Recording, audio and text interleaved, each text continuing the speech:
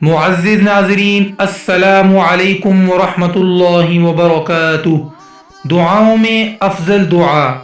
حضرت ابو ہریرہ رضی اللہ تعالی عنہ کہتے ہیں کہ رسول اللہ صلی اللہ علیہ وآلہ وسلم نے فرمایا، بندہ جو بھی دعا مانگتا ہے وہ اس دعا سے زیادہ بہتر نہیں ہو سکتی۔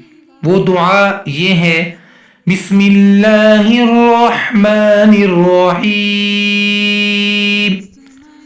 اللہم انی اسألک المعافاة فی الدنیا والآخرہ۔